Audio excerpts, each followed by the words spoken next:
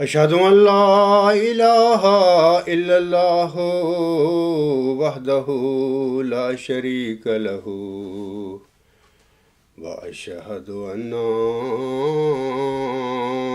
محمدا عبده ورسوله أما بعد فأعوذ بالله من الشيطان الرجيم بسم الله الرحمن الرحيم الحمد لله رب العالمين الرحمن الرحيم مالك يوم الدين إياك نعبد وإياك نستعين اهدنا الصراط المستقيم صراط الذين أنعمت عليهم صراط الذين أنعمت عليهم غير المغضوب عليهم ولا الضالين وقال إني ذاهب إلى ربي سيهدين رب هب لي من الصالحين فبشرناه بغلام حليم فلما بلغ معه السعي قال يا بني إني أرى في المنام أني أذبحك فانظر ماذا ترى قال يا أبت افعل ما تؤمر ستجدني إن شاء الله من الصابرين فلما أسلم وتله للجبين وناديناه أن يا إبراهيم قد صدقت الرؤيا إنا كذلك نجزي المحسنين إن هذا لهو البلاء المبين وفديناه بذبح عظيم وتركنا عليه في الآخرين سلام على إبراهيم كذلك نجزي المحسنين إنه من عبادنا المؤمنين۔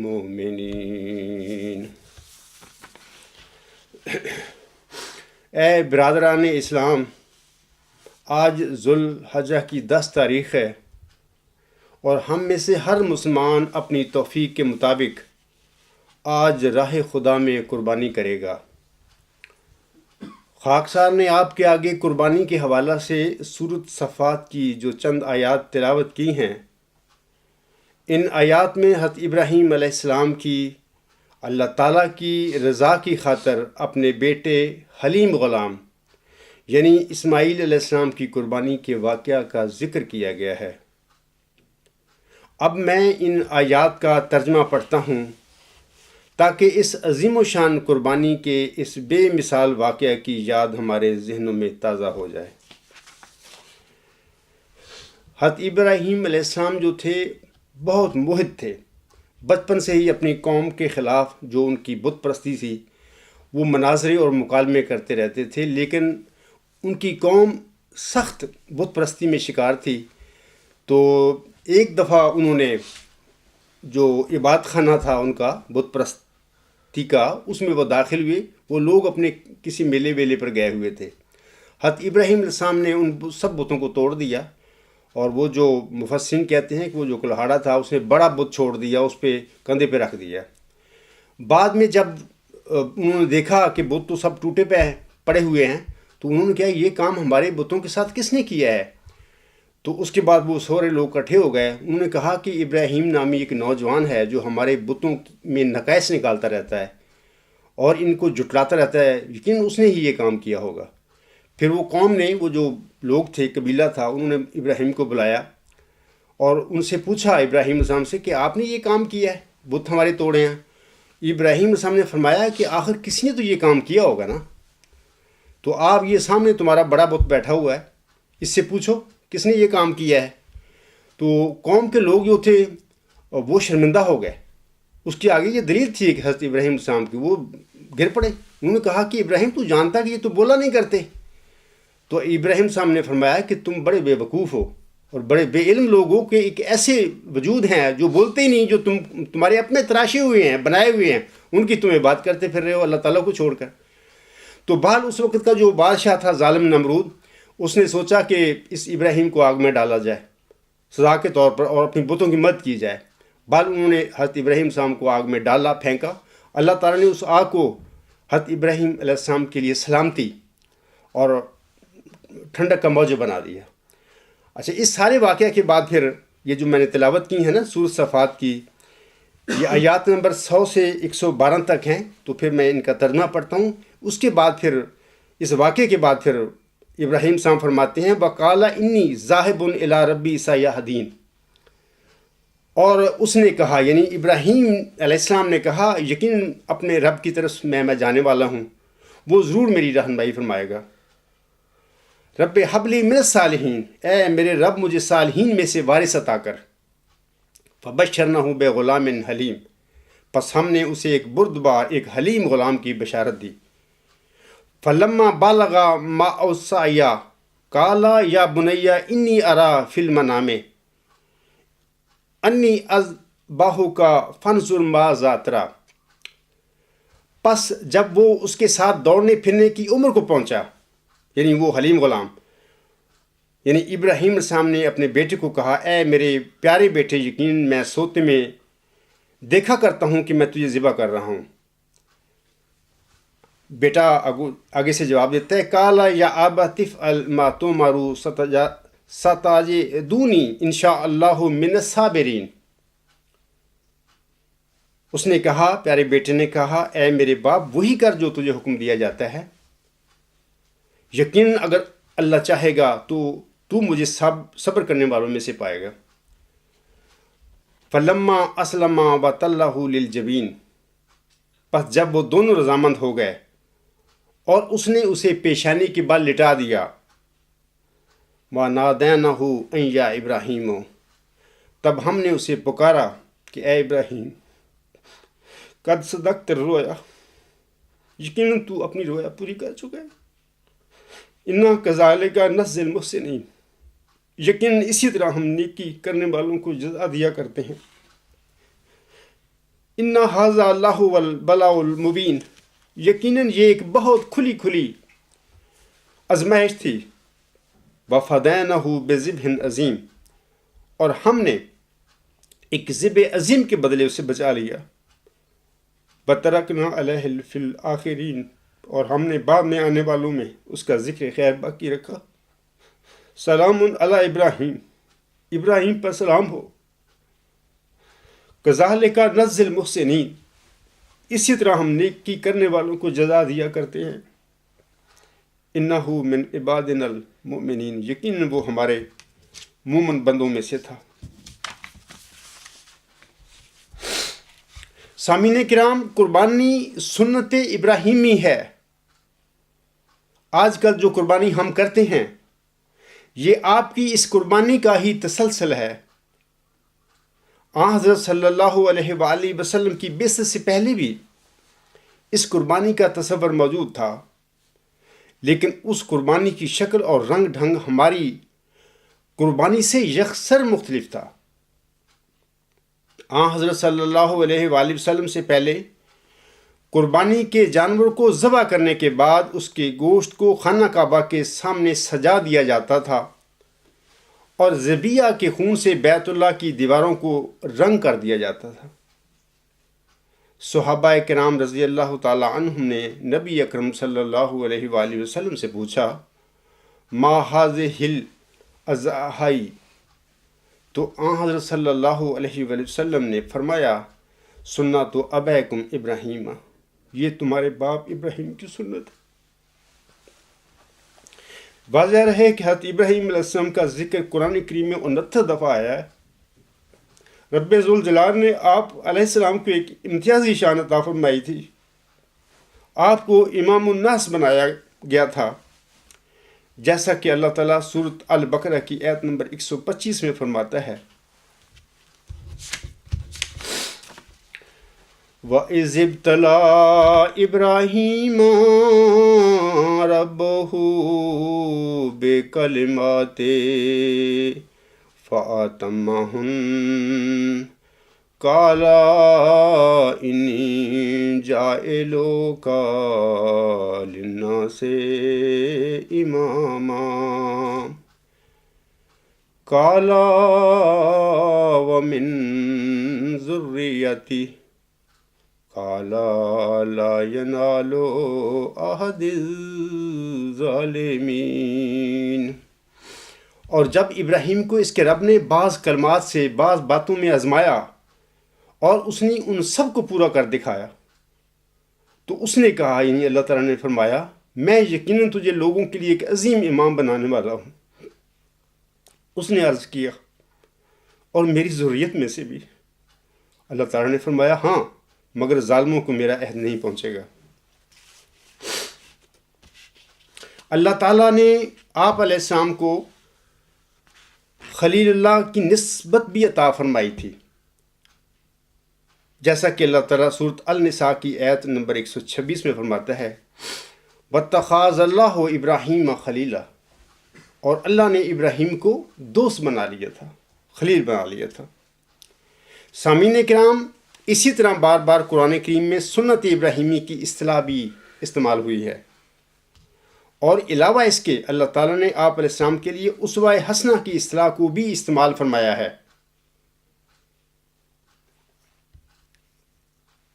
اسوہ حسنہ کی یہ اصطلاح سوائے نبی اکرم صلی اللہ علیہ وآلہ وسلم کے کسی اور نبی کے لیے قرآن کریم میں استعمال نہیں ہوئی، جیسا کہ اللہ تعالیٰ سورۃ الممتحنہ کی آیت نمبر 5 میں فرماتا ہے، قَدْ كَانَتْ لَكُمْ أُسْوَةٌ حَسَنَةٌ فِي إِبْرَاهِيمَ وَالَّذِينَ مَعَهُ إِذْ قَالُوا لِقَوْمِهِمْ إِنَّا بُرَاءُ مِنْكُمْ وَمِمَّا تَعْبُدُونَ مِن دُونِ اللَّهِ كَفَرْنَا بِكُمْ وَبَدَا بَيْنَنَا وَبَيْنَكُمُ الْعَدَاوَةُ وَالْبَغْضَاءُ أَبَدًا حَتَّى تُؤْمِنُوا بِاللَّهِ وَحْدَهُ۔ یقیناً تمہارے لیے ابراہیم اور ان لوگوں میں جو اس کے ساتھ تھے ایک اسوہ حسنہ ہے، جب انہوں نے اپنی قوم سے کہا کہ ہم تم سے بیزار ہیں اور اس سے بھی جس کی تم اللہ کے سوا عبادت کرتے ہو۔ ہم تمہارا انکار کرتے ہیں اور ہمارے اور تمہارے درمیان ہمیشہ کی دشمنی اور بغض ظاہر ہو چکے ہیں، یہاں تک کہ تم ایک ہی اللہ پر ایمان لے آؤ۔ سامعین کرام، آج کا دن مبارک دن عید کا ہے، ہمیں حضرت ابراہیم علیہ السلام کی عظیم و شان قربانی کی یہ دن یاد دلاتا ہے۔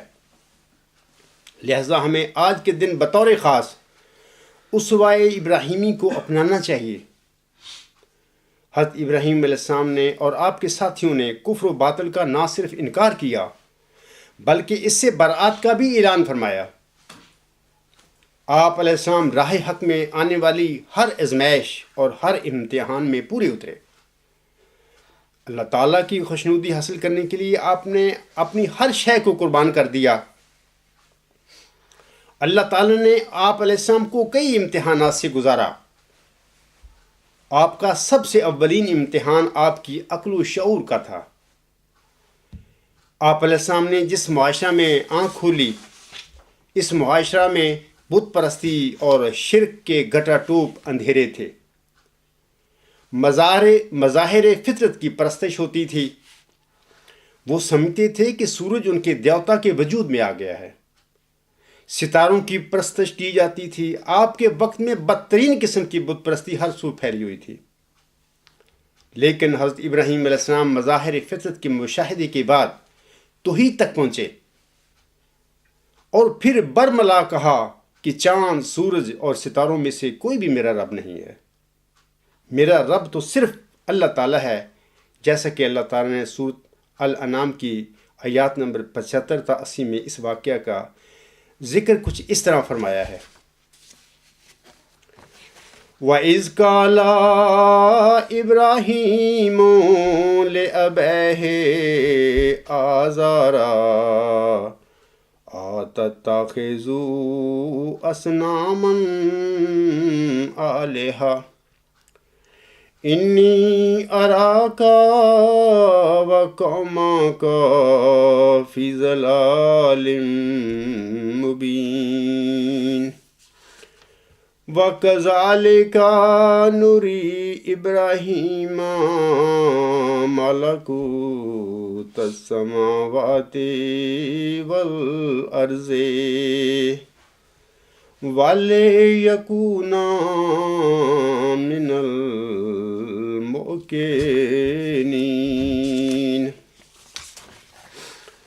فَلَمَّا جَنَّ إِلَيْهِ اللَّيْلُ رَأَى كَوْكَبًا قَالَ هَذَا رَبِّي فَلَمَّا أَفَلَ قَالَ لَا أُحِبُّ الْآفِلِينَ فَلَمَّا رَأَى الْقَمَرَ بَازِغًا قَالَ هَذَا رَبِّي فَلَمَّا أَفَلَ قَالَ لَئِن لَّمْ يَهْدِنِي رَبِّي لَأَكُونَنَّ مِنَ الْقَوْمِ الظَّالِمِينَ فَلَمَّا رَأَى الشَّمْسَ بَازِغَةً قَالَ هَذَا رَبِّي هَذَا أَكْبَرُ فَلَمَّا أَفَلَتْ قَالَ يَا قَوْمِ إِنِّي بَرِيءٌ مِّمَّا تُشْرِكُونَ إِنِّي وَجَّهْتُ وَجْهِيَ لِلَّذِي فَطَرَ السَّمَاوَاتِ وَالْأَرْضَ حَنِيفًا وَمَا أَنَا مِنَ الْمُشْرِكِينَ۔ ان آیات کا ترجمہ اس طرح ہے۔ اللہ تعالیٰ فرماتا ہے، اور یاد کر جب ابراہیم نے اپنے باپ آزر سے کہا، کیا تو بتوں کو بطور معبود پکڑ بیٹھا ہے؟ یقیناً میں تجھے اور تیری قوم کو کھلی کھلی گمراہی میں پاتا ہوں۔ اور اسی طرح ہم ابراہیم کو آسمانوں اور زمین کی بادشاہت کی حقیقت دکھاتے رہے تاکہ وہ مزید یقین حاصل کرنے والوں میں سے ہو جائے۔ پس جب رات اس پر چھا گئی، اس نے ایک ستارے کو دیکھا تو کہا گویا یہ میرا رب ہے۔ پس جب وہ ڈوب گیا تو کہنے لگا ڈوبنے والوں سے میں محبت نہیں کرتا۔ پھر جب اس نے چاند کو چمکتے ہوئے دیکھا تو کہا گویا یہ میرا رب ہے۔ پس جب وہ بھی ڈوب گیا تو اس نے کہا اگر میرے رب نے مجھے ہدایت نہ دی ہوتی تو میں ضرور گمراہ لوگوں میں شامل ہو جاتا۔ پھر جب اس نے سورج کو چمکتا ہوا دیکھا تو کہا گویا یہ میرا رب ہے، یہ ان سب سے بڑا ہے۔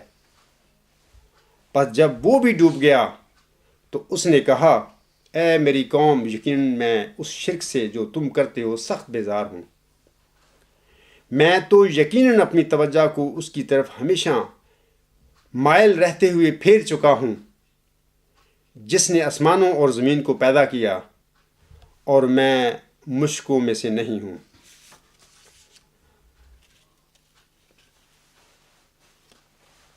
سامعین کرام، ہر سال عید الاضحیٰ آتی ہے اور ہمیں یہ موقع فراہم کرتی ہے کہ ہم سنت ابراہیمی پر عمل پیرا ہوں۔ ثانیاً اس دن ہمارے سامنے حضرت ابراہیم علیہ السلام کا پورا اسوہ حسنہ آ جاتا ہے، جو کہ کفر و شرک اور طاغوت سے اعلان برات کے ضمن میں قرآن کریم میں آتا ہے۔ حضرت ابراہیم علیہ السلام نے اپنی جان کی پرواہ کیے بغیر جس طرح حق اور صداقت کے لیے ثابت قدمی دکھائی، اور اس ضمن میں آپ کی قوم کے ساتھ جو جو مکالمے ہوئے، اس کا سارا نقشہ سورۃ الصفات اور سورۃ الانبیاء میں کھینچا گیا ہے۔ آپ کی قوم جب آپ کو کسی طریقہ سے بھی دعوت توحید سے روک نہ سکی تو بالآخر انہوں نے دہتی آگ میں آپ کو پھینکنے کا پروگرام بنایا۔ نمرود نے آگ کا ایک بہت بڑا الاؤ بھڑکایا اور اس میں آپ علیہ السلام کو پھینکا گیا، لیکن اللہ تعالیٰ نے اپنے خلیل کے لیے آگ کو ٹھنڈی اور سلامتی کا موجب بنا دیا، جیسا کہ اس واقعہ کا ذکر سورۃ الانبیاء کی آیات نمبر 69 اور 70 میں اس طرح آیا ہے۔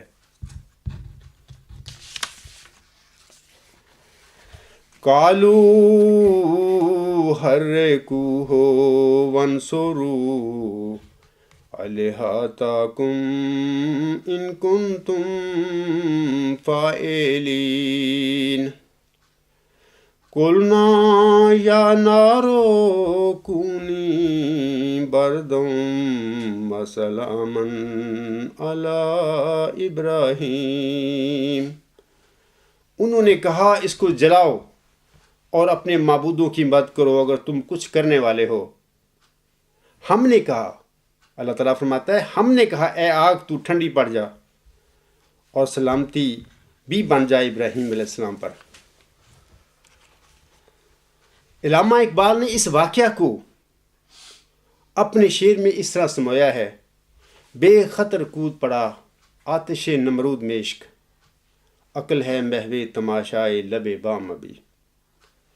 اللہ تعالیٰ نے حضرت ابراہیم علیہ السلام کو آپ کی والدین کی محبت کے امتحان سے بھی گزارا۔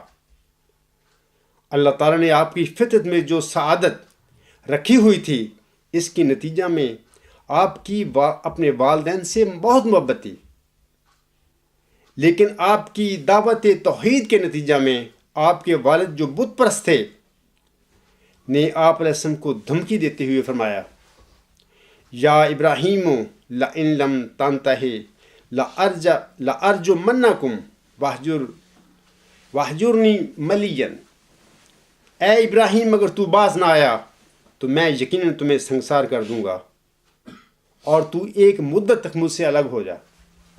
اے برادران اسلام، باپ کی محبت پاؤں کی بیڑی بن سکتی تھی، لیکن چشم فلک نے دیکھا کہ آپ علیہ السلام اس پدری محبت کے باوجود توحید کا بیان اور اس کا اعلان فرماتے رہے اور اس میں کوئی دقیقہ فروغ گزاشت نہیں کیا۔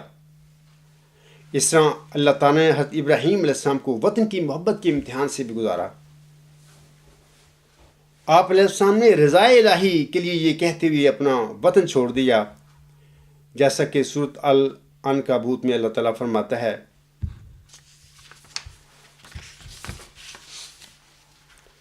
فَآمَنَ لَهُ لُوطٌ وَقَالَ إِنِّي مُهَاجِرٌ إِلَىٰ رَبِّي إِنَّهُ هُوَ الْعَزِيزُ الْحَكِيمُ۔ پس لوط اس یعنی ابراہیم علیہ السلام پر ایمان لے آیا۔ یہ آپ علیہ السلام کا بھتیجا تھا لوط علیہ السلام، اور اس نے کہا یعنی حضرت ابراہیم علیہ السلام نے کہا کہ یقیناً میں اپنے رب کی طرف ہجرت کر کے جانے والا ہوں، یقیناً وہی کامل غلبہ والا اور حکمت والا ہے۔ اے میرے احمدی اور غیر احمدی مسلمان بھائیوں، حضرت ابراہیم علیہ السلام کا سب سے بڑا امتحان آپ علیہ السلام کے جگر گوشے حضرت اسماعیل علیہ السلام، جس کی آپ علیہ السلام کو بطور حلیم غلام بشارت بخشی گئی تھی کہ قربانی کی صورت میں لیا گیا تھا آپ سے۔ اللہ تعالیٰ نے 87 سال کی عمر میں آپ علیہ السلام کو پہلا بیٹا عطا فرمایا، لیکن بیٹا جب تھوڑا بڑا ہوا تو اللہ تعالیٰ نے آپ کو حکم دیا کہ اے ابراہیم اس بیٹے کو میری راہ میں ذبح کر دو،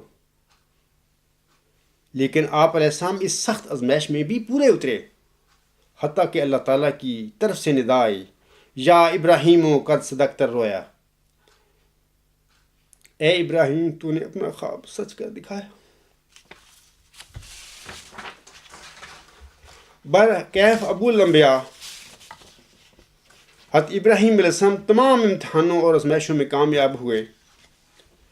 اب علیہ السلام نے حق کی راہ میں کسی چیز کو بھی آڑے نہ آنے دیا،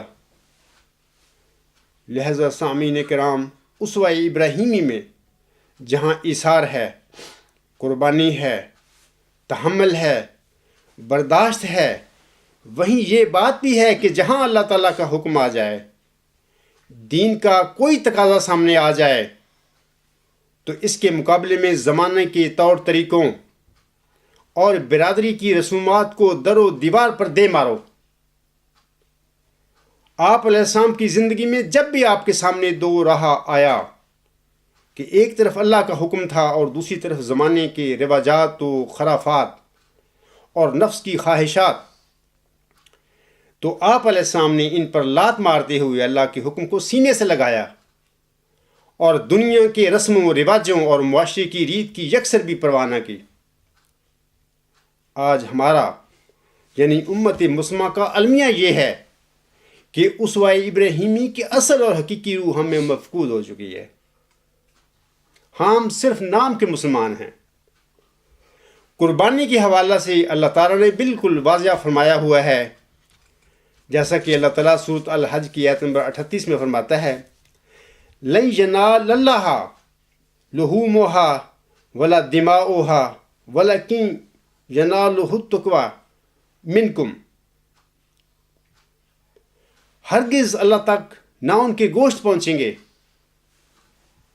اور نہ ان کے خون یعنی قربانیوں کے، لیکن تمہارے دلوں کا تقویٰ اس تک ضرور پہنچے گا۔ لیکن اے میرے بھائیوں، ہمارے اندر تقویٰ، خلوص اور صدق و صفا کی کمی ہے۔ علامہ اقبال نے اس دکھ کا اس طرح اظہار فرمایا تھا، رگوں میں وہ لہو باقی نہیں ہے، وہ دل وہ آرزو باقی نہیں ہے، نماز و روزہ و قربانی و حج یہ سب باقی ہیں، تو باقی نہیں ہے۔ اسی طرح ایک اور ربائی میں آپ فرماتے ہیں محبت کا جنون باقی نہیں ہے، مسلمانوں میں خون باقی نہیں ہے، صفیں کج دل پریشاں سجدہ بے ذوق کہ جذب اندرون باقی نہیں ہے۔ واضح رہے کہ اسلام کا لفظ جو ہے یہ سلیم سے مشتق ہے، یعنی سلیم سے نکلا ہوا ہے، جس کے معنی سونپ دینے اور اطاعت میں اپنی گردن جھکا دینے کے ہیں۔ اسلام کی حقیقت یہی ہے کہ انسان اپنے پاس جو کچھ رکھتا ہے اسے اللہ تعالیٰ کے حوالے کر دے، اس کی تمام قوتیں، اس کی تمام خواہشیں، اس کی تمام محبوبات ایک لینے والے کے سپرد ہو جائیں، وہ اپنے تمام قواعد جسمانی و دماغی کے ساتھ اللہ تعالیٰ کے حضور جھک جائے، وہ اپنے نفس کی حکومت سے بغاوت مول لے کر احکام الہیہ کی اطاعت کو اپنا شعار بنا لے۔ یہی حقیقت اسلام اور قانون فطرت ہے سامعین کرام، جو تمام کائنات میں جاری و ساری ہے۔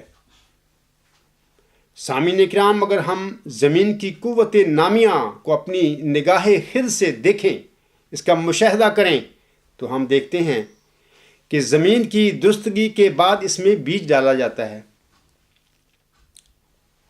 آفتاب کی تمازت اس کو حرارت بخشتی ہے، ابر و باد کی رطوبت اس میں اعتدال پیدا کرتی ہے، پانی کی مناسب مقدار اس کی نشو و نما میں معاون ہوتی ہے، پھر بیج کا گزرنا بھی شریعت الہیہ کے مطابق ہے، جس کی اطاعت کائنات کی ہر شے پر فرض کی گئی ہے، جمادات ہوں یا اجرام سماوی، سبھی اس نظام کے تحت عمل پیرا ہیں۔ قرآن کریم انہی قوانین کو حدود اللہ کے لفظ سے تعبیر کرتا ہے۔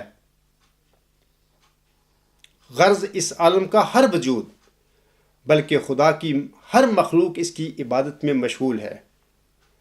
پس یہی اسلام کے معنی ہیں کہ انسان اپنے آپ کو رب کائنات کے سپرد کر دے، اپنے آپ کو کسی شے کا مالک نہ سمجھے، اور ہر چیز اس قدرت الہیہ کی ہو جائے جس کا نام اسلام ہے۔ سامعین کرام، جب ہم قربانی کے جانور کی گردن پر چھری چلا رہے ہوتے ہیں تو اس وقت ہمیں چاہیے کہ ہم اپنے نفس کی ناجائز خواہشوں، مطالبوں اور خاندان برادری کی غلط رسوم پر بھی اللہ اکبر اور اطاعت خدا بندی کی چھری چلا دیں۔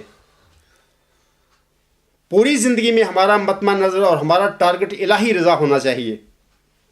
اللہ تعالیٰ کی رضا اور اس کے ابتلاؤں اور آزمائشوں کے آگے اپنا سر تسلیم خم کرتے ہوئے اپنے جسم و جان پر اللہ کا ہی حکم نافذ کریں۔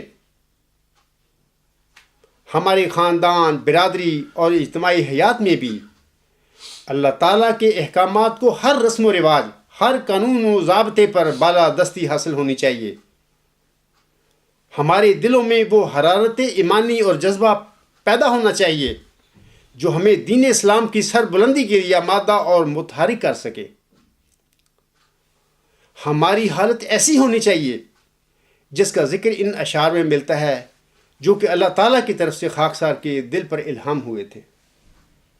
ہر آن رکھوں دین کو دنیا پہ میں مقدم، اسلام کی فتح کا ہو فکر مجھ کو ہر دم، اسلام کی صداقت دنیا میں میں پھیلاؤں، شمع ہدایت ہر گھر میں میں جلاؤں، اسلام پر جیوں میں، اسلام پر مروں میں، ہر قطرہ اپنے خون کا اس کی نظر کروں میں۔ عید کے دن ہم جن تکبیروں کا سامعین کرام ورد کرتے ہیں، ان کا تعلق زبان سے ہے، یعنی ہم اپنی زبان سے اللہ تعالیٰ کی کبریائی کا اعلان کرتے ہیں، لیکن ہمیں چاہیے کہ ہم اپنی عملی زندگی میں بھی اللہ تعالیٰ کے حکم اور قانون کو بالادست قانون بنا کر اپنے افعال میں بھی اللہ تعالیٰ کی کبریائی کا اعلان کریں۔ عید الاضحیٰ کے دن تو ہم تکبیروں کا مسلسل ورد کرتے رہتے ہیں، کاش کہ ہم اپنے گھر، معاشرہ، تجارت، معیشت میں بھی اللہ کو بڑا سمجھیں، کیونکہ تکبیر رب کی اتمامی شان یہ ہے کہ اللہ تعالیٰ کی کبریائی کو ہر جگہ بڑا مانا جائے۔ حضرت صلی اللہ علیہ وآلہ وسلم کی زندگی میں جب مدینہ طیبہ کی گلیوں میں تکبیرات کی صدائیں گونجتی تھیں، تب اسلامی انقلاب کے لیے جان توڑ جدوجہد ہو رہی تھی، لیکن آج ہم اس فریضہ اور جذبہ سے کلیتاً محروم ہیں۔ یہ اصل تکبیر رب ہے جس کے لیے ہم تیار نہیں ہیں۔ علامہ اقبال کیا خوب فرماتے ہیں، یا وسعت افلاق میں تکبیر مسلسل، یا خاک کی آغوش میں تسبیح و مناجات۔ وہ مذہب مردان خود آگاہ و خدا است، یہ مذہب ملا و جمادات و نباتات۔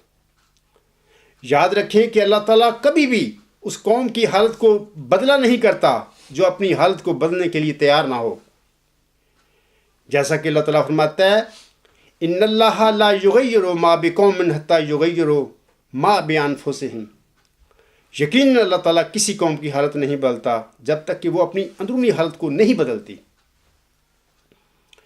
عید کے اس مبارک موقع پر ہمیں چاہیے کہ ہم اپنے آپ کو، اپنے سماج کو، اپنے اسلامی ممالک اور اپنی جماعت احمدیہ میں جاری فرسودہ اور استحصالی نظاموں کو بدلنے کا عہد کریں۔ خاکسار نے اب تک اپنے خطبہ میں حضرت ابراہیم علیہ السلام اول کے حلیم غلام یعنی حضرت اسماعیل علیہ السلام کی عظیم و شان قربانی کا مفصل ذکر کیا ہے، لیکن آپ لوگوں کو یاد رہے کہ حضرت امام مہدی و مسیح موعود علیہ السلام حضرت مرزا غلام علیہ السلام جو آج کے دور کے ابراہیم ثانی ہیں، جیسا کہ آپ علیہ السلام فرماتے ہیں میں کبھی آدم، کبھی موسیٰ، کبھی یعقوب ہوں، نیز ابراہیم ہوں، نسلیں ہیں میری بے شمار۔ حضرت ابراہیم علیہ السلام اول کی طرح بین ہی اس حضرت ابراہیم علیہ السلام ثانی کو بھی ایک موعود حلیم غلام کی بشارات بخشی گئی تھی، جیسا کہ اللہ تعالیٰ ذکی غلام کو حلیم غلام قرار دیتے ہوئے فرماتا ہے وہ سخت ذہین و فہیم ہوگا اور دل کا حلیم۔ اسی طرح 1896 میں اللہ فرماتا ہے انا نبشرک بغلام حلیم مظہر الحق والعلاء کان اللہ نزل من السماء، ہم تجھے ایک حلیم غلام کی بشارت دیتے ہیں جو حق اور اعلیٰ کا مظہر ہوگا، گویا خدا آسمان سے اترے گا۔ تذکرہ صفحہ 238۔ اسی طرح جس دن سامعین کرام صاحبزادہ مبارک احمد فوت ہوئے تھے، یعنی 16 ستمبر 1907 کو، اسی دن اللہ تعالیٰ نے حضرت ابراہیم ثانی علیہ السلام پر یہ مبشر الہام نازل فرمایا تھا انا نبشرک بغلام حلیم، ہم تجھے ایک حلیم غلام کی بشارت دیتے ہیں۔ تذکرہ صفحہ 619۔ اسی طرح صاحبزادہ مبارک احمد کی وفات کے اگلے ماہ یعنی اکتوبر 1907 میں اللہ تعالیٰ حضرت ابراہیم علیہ السلام ثانی کو مبارک احمد کے مسیل کی بشارت دیتے ہوئے فرماتے ہیں انا نبشرک بغلام حلیم ینزل منزل المبارک ساقیہ آمدن عید مبارک بادت۔ تذکرہ صفحہ 622۔ ہم تجھے ایک حلیم غلام کی بشارت دیتے ہیں جو مبارک احمد کی شبیہ ہوگا، اے ساقی عید کا آنا تجھے مبارک ہو۔ اے میری احمدی بہنوں، بھائیوں اور بزرگوں، مسیل مبارک احمد جسے اللہ تعالیٰ نے اپنے ابراہیم ثانی علیہ السلام اور اس کی جماعت کے لیے عید قرار دیا تھا، آج یہ عاجز، آج یہ مسیل مبارک احمد آپ سب کے سامنے کھڑا ہے اور اسیروں کی استگاری اور غلبہ اسلام کے لیے آپ سب کو آوازوں پر آوازیں دے رہا ہے۔ لیکن آپ اس موعود مسیل مبارک احمد اور اس موعود عید سے کیوں بھاگتے پھر رہے ہو؟ آپ اس موعود عید کے ساتھ ایسا سلوک کیوں کر رہے ہو؟ ابراہیم ثانی علیہ السلام کی دعاؤں کا یہ پھل مسیل مبارک احمد اور محمدی مریم کا موعود ذکی غلام موعود مسیح عیسیٰ ابن مریم آج تم میں موجود ہے اور تمہیں پکار رہا ہے، من انصاری اللہ، کیا تم مجھے یہ جواب نہیں دو گے؟ نحن انصار اللہ آمنا باللہ واشہد بأننا مسلمون، ربنا آمنا بما انزلت واتبعنا الرسول فاکتبنا مع الشاہدین۔ مجھے امید ہے آپ سب میری پکار کو سن کر جس قسم کی بھی قربانی آپ کو دینی پڑے، سنت ابراہیمی پر عمل کرتے ہوئے آپ اس قربانی سے کبھی دریغ نہیں کریں گے۔ آمین ثم آمین۔ اللہ تعالیٰ آپ سب کی مدد فرمائے۔ میں اسی پر اپنا خطبہ ختم کرتا ہوں۔ وآخر دعوانا ان الحمد للہ رب العالمین۔ آئیں اب دعا کریں کہ اللہ تعالیٰ امت مسلم پر رحم فرماتے ہوئے اسے اپنی کمزوریاں دور فرمانے کی توفیق عطا فرمائے۔ امت آج جس غربت اور افلاس کی چکی میں پس رہی ہے، اللہ تعالیٰ امت کو اجتماعی شعور بخشے تاکہ وہ ان مصائب سے باہر آ سکے۔ اللہ تعالیٰ بیماروں کو شفا بخشے، اور جس کی بھی کوئی پریشانی ہے اللہ تعالیٰ اس پریشانی کو دور فرمائے۔ اب خطبہ ثانیہ کے بعد اجتماعی دعا ہوگی، اور اس کے بعد ہماری یہ نماز عید جو ہے ختم ہو جائے گی۔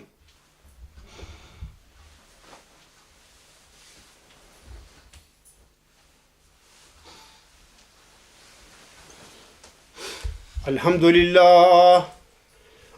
للہ نحمده ونستعینه ونستغفره ونؤمن به ونتوکل علیہ ونعوذ باللہ من شرور انفسنا ومن سیئات اعمالنا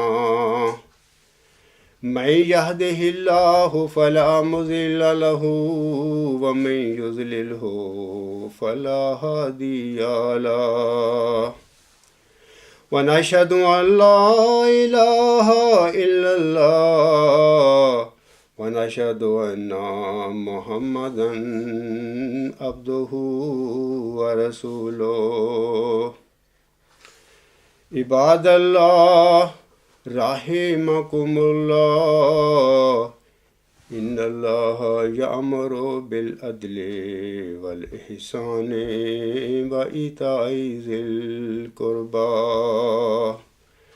وینہی عن الفحشاء والمنکر والبغی یعظکم لعلکم تذکرون اذکروا اللہ یذکرکم وادعوہ یستجب لکم